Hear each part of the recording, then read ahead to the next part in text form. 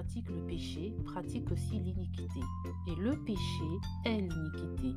Et vous savez que lui a été manifesté afin qu'il ôtât nos péchés, et il n'y a point de péché en lui. Quiconque demeure en lui ne pêche pas, quiconque pêche ne l'a pas vu, ni ne l'a pas connu. Enfants, que personne ne vous égare, celui qui pratique la justice est juste, comme lui est juste. Celui qui pratique le péché est du diable, car dès le commencement, le diable pêche. C'est pour ceci que le Fils de Dieu a été manifesté, afin qu'il détruisît les œuvres du diable.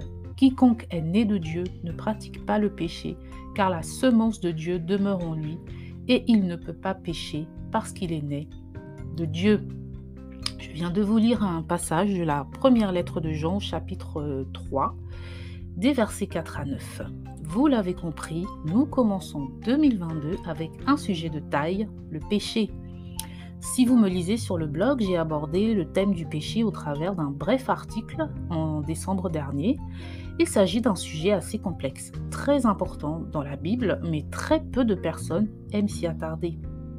Pourtant, autant l'amour est le baromètre qui nous permet de savoir si nous nous rapprochons de Jésus ou pas, autant le péché nous sert de signal pour nous dire si nous marchons bien selon les voies de Dieu. Qu'est-ce que le péché ? Comment le reconnaître ? Quelles sont les différentes formes de péché ? Peut-on ne pas pécher ? Nous allons essayer de répondre à toutes ces questions en nous basant sur notre passage du jour de 1 Jean au chapitre 3. Je vous encourage d'ailleurs à lire l'ensemble de ce chapitre. Je rappelle que je ne détiens pas la connaissance absolue, je suis comme vous, j'apprends avec vous. Alors ouvrez vos Bibles, vérifiez par vous-même et approfondissez les choses. C'est ici le but de tous ces podcasts, vous rendre assez curieux pour ouvrir ou rouvrir vos Bibles. Si vous me rejoignez pour la première fois, je suis Lewis du blog ilestécrit.com et je vous embarque dans une nouvelle virée biblique.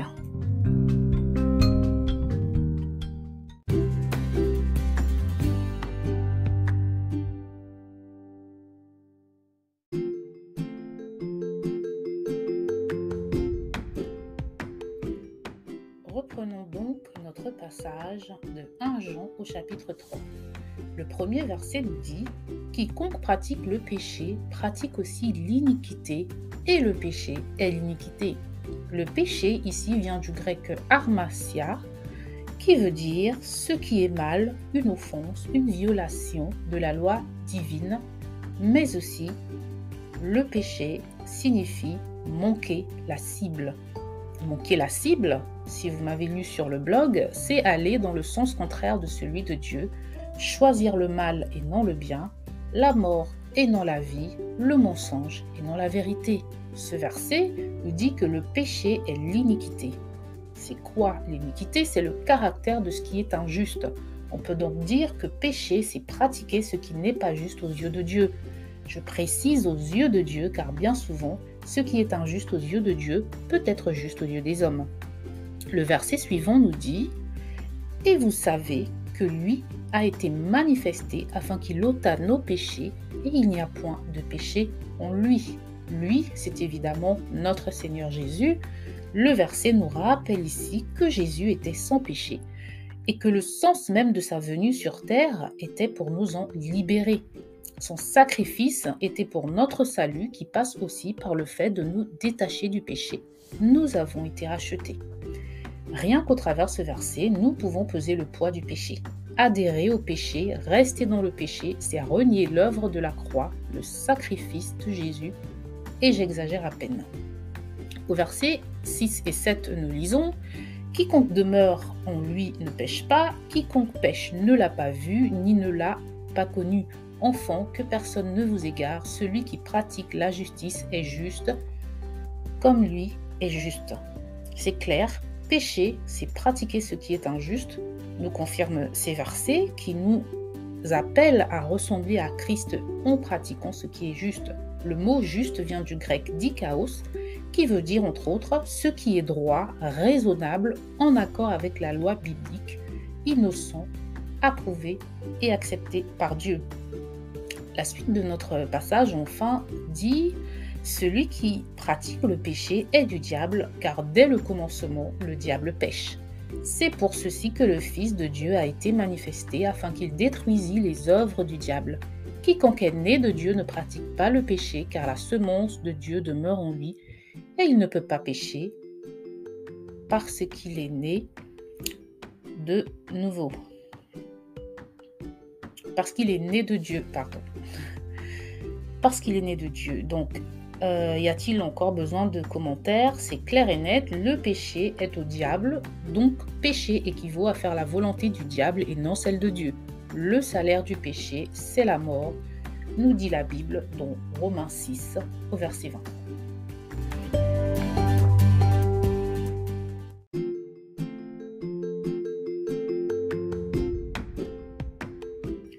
Maintenant que nous avons défini le péché et compris qu'il est du diable, concrètement, quelles sont les différentes formes de péché? Il y a tellement de versets que je devais faire un choix et j'ai choisi de passer par les 10 commandements de Moïse dans Exode au chapitre 20 qui vont nous permettre de citer certaines formes de péché. Je vous invite donc à vous référer au chapitre 20 du livre d'Exode, des versets 1 à 17. Le premier commandement nous dit « Tu n'auras pas d'autre Dieu devant ma face ». Avoir un autre Dieu que Yahweh est un péché, c'est de l'idolâtrie. Mettre quelque chose ou quelqu'un au-dessus de Dieu est un péché. Cela peut être une personne qu'on aime plus que Dieu, des biens matériels ou même mettre notre propre personne avant Dieu, c'est s'idolâtrer. Le deuxième commandement nous dit « Tu ne feras point d'image taillée ni de représentation quelconque des choses qui sont en haut dans les cieux, qui sont en bas sur la terre et qui sont dans les eaux plus bas que terre. » C'est clair, donc même avoir une statue censée représenter Jésus ou des anges, c'est un péché. Pire encore, se prosterner et prier ces images sont en horreur à Dieu. Et Dieu a raison, car bien souvent nous finissons par craindre ces objets plus que lui-même. Enfin, nous avons « Tu ne prendras point le nom de l'Éternel, ton Dieu, en vain ». Nous devons parler de Dieu avec honneur, avec révérence. Il ne faut pas que nous prenions son nom ou son identité en vain. Nous devons le reconnaître pour qui il est et ne pas prendre à la légère sa personne. Ne pas, par exemple, mentir en son nom ou se servir de son nom pour tirer avantage des autres. Le mot « vain » vient de l'hébreu « shav », qui veut dire entre autres faux bruit, vice, mal, mensonge, fausseté, néant. Notre quatrième commandement nous dit « Souviens-toi du jour du repos pour le sanctifier, tu travailleras 6 jours et tu feras tout ton ouvrage. » Dieu nous appelle au repos, pas spécialement le dimanche, mais il parle de travailler 6 jours pour se reposer le 7e. C'est, je pense, à chacun de s'organiser selon son mode de vie, mais il est important de prendre du repos pour se ressourcer dans sa présence, tout d'abord, puisque lorsque nous sommes occupés et que nous travaillons, nous n'accordons pas toujours à Dieu autant de temps que nous devrions. Et d'un autre côté, c'est aussi un commandement pour nous-mêmes, puisque le repos, c'est prendre soin de notre corps qui a besoin de ce temps pour se régénérer. Et ne pas prendre soin de son corps est, selon la Bible, un péché. C'est aussi pécher contre soi-même que de se négliger, par exemple. Et après, chacun aura sa définition de la négligence. Mais ce n'est pas le sujet. Alors, autre commandement, honore ton père et ta mère afin que tes jours se prolongent dans le pays que l'Éternel ton Dieu te donne. Déshonorer ses parents est un péché, seul commandement auquel est associée une promesse. C'est clair, pas besoin de commentaires ici. Tu ne tueras point, le meurtre est un péché, le suicide également est un péché, puisque nous ne devons pas non plus mettre fin à nos vies, puisqu'elles appartiennent à notre Dieu. Seul lui a le pouvoir de décider si nous vivons ou nous mourons. Tu ne commettras point d'adultère. L'adultère, c'est tromper son époux ou son épouse, on le sait assez bien. Tu ne déroberas point. Le vol est aussi condamné. C'est un péché. Dérober, prendre ce qui ne nous appartient pas. Ou ce dont nous n'avons pas droit. Autre verset, tu ne porteras point de faux témoignages contre ton prochain. La diffamation, le mensonge, colporter des fausses rumeurs, c'est péché. Et quand on lit sa Bible, on apprend aussi que critiquer, murmurer également, c'est péché. Ce sont des péchés. Tu ne convoiteras point la maison de ton prochain, tu ne convoiteras point la femme de ton prochain, ni ton serviteur, ni sa servante, ni son bœuf, ni son âne, ni aucune chose qui appartient à ton prochain. La convoitise, enfin, envier ce que l'autre a, c'est aussi commettre un péché. La Bible nous apprend que l'on peut pécher en action, mais aussi en pensée. Par exemple, on peut physiquement tromper son conjoint, mais aussi la seule pensée de le faire est considérée comme un péché, comme nous le dit Jésus dans Matthieu au chapitre 5 des versets 27 à 28.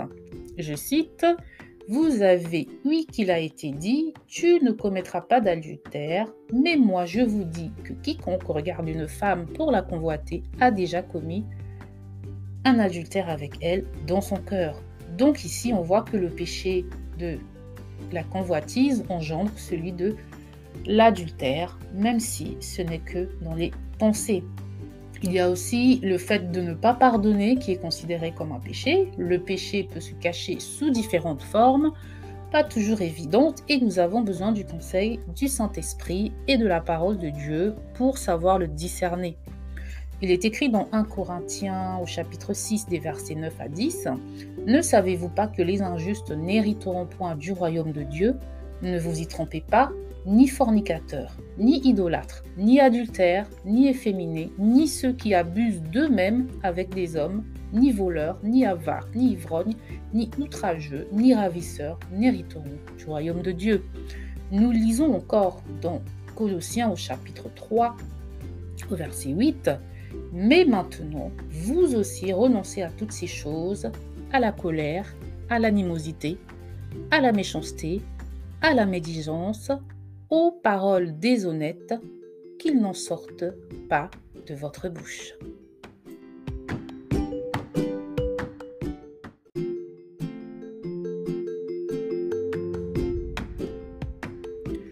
Maintenant, pour conclure, grande question. Est-il possible de ne pas pécher? Eh bien, la réponse est non. Pourquoi? Parce que nous naissons pécheurs et que notre nature est ainsi faite.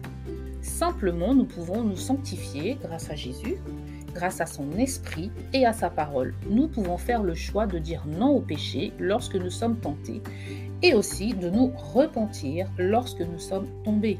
Nous ne sommes pas des surhommes, mais avec Jésus, nous pouvons surmonter et fuir loin du péché. Le proverbe 28,13 nous dit « Celui qui cache ses transgressions ne prospérera point, mais celui qui les confesse et les abandonne obtiendra miséricorde. » Dieu ne nous demande jamais de faire des choses qui nous sont impossibles. Nous pouvons avouer nos transgressions, donc nos péchés, pour avoir son pardon. De manière sincère, bien sûr, et surtout, les abandonner. Penser que l'on peut pécher à volonté et demander pardon 100 fois pour le même péché, c'est un peu comme se foutre de Dieu, disons les choses telles qu'elles sont, c'est prendre en vain son nom, prendre en vain sa parole, c'est ne lui donner aucune valeur, aucun respect, et donc, c'est pécher, tout simplement. On pourrait aborder tellement de questions, par exemple, cacher une chose, ou dire une demi-vérité, est-ce mentir? Est-ce péché? On notera aussi que dans la Bible, certains péchés sont plus graves que d'autres. Comment juger de la gravité d'un péché? Il est écrit dans Matthieu 12 au verset 31 et 32, « C'est pourquoi je vous dis, tout péché et tout blasphème sera pardonné aux hommes, mais le blasphème contre l'Esprit ne sera pas pardonné aux hommes. Et quiconque aura parlé contre le Fils de l'homme, il lui sera pardonné, mais quiconque aura parlé contre le Saint-Esprit, il ne lui sera pardonner ni dans ce siècle, ni dans celui qui est à venir. C'est quoi le blasphème du Saint-Esprit? Autant de questions à approfondir sur ce sujet vaste et complexe, peut-être dans de futurs podcasts. Retenons surtout une chose, Dieu ne nous demande pas de combattre seul contre le péché, il nous a donné le remède au péché, la solution, et cette solution, c'est Jésus. Je vous laisse avec le verset 20 de Romains au chapitre 5 à méditer qui dit « Or la loi est intervenue pour faire abonder le péché, mais où le péché a abondé, la grâce a surabondé. » Je vous recommande aussi de lire le chapitre 3 du livre des Colossiens, qui est vraiment le parfait chapitre à lire, surtout pour nous chrétiens en ce début d'année 2022. Merci de m'avoir écouté et à bientôt j'espère pour de nouvelles aventures bibliques. Ciao!